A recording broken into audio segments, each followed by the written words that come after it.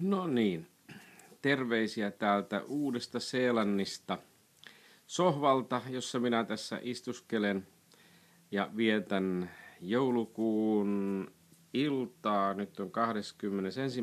päivä, siis kohta on jouluaatto. Marius ja Taeko ovat Japanissa siellä mummulassa ja minä olen täällä Uudessa-Seelannissa kotona, koska minulla on töitä ja minun pitää vielä tässä opiskella. Tänään oli sikäli iso päivä, että sain viimeisen MBA-tutkinnon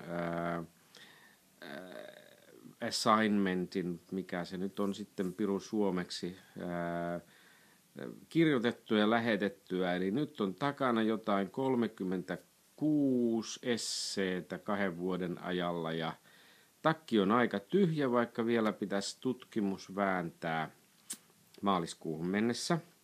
Eli se on mun jouluiloni tänä jouluna, tämä tutkimuksen tekeminen. Täällä kaikki muuten mukavasti. Minä olen Open Polytechnicissa töissä ja Marius on koulussa tässä lähellä. Me asutaan alueella, jonka nimi on Waterloo. Appakin siitä sitten laulo joskus, joo. Mielenkiintoista on se, että täällä Uudessa-Seelannissa, kun ei ole hirveästi julkista liikennettä, mutta mepä ollaan täällä Lower Huttissa ja Wellingtonissa, jossa kulkee junat. Ja junalle mennään kävellen ja mennään Trafalgarin aukion läpi. Eli vähän on niin kuin oltaisiin Lontoossa, mutta ei kuitenkaan ihan. Wellington on aivan uskomattoman ihana paikka olla töissä ja asua, ja täällä on kivoja ihmisiä, luonto on upea. Eli mikäs tässä?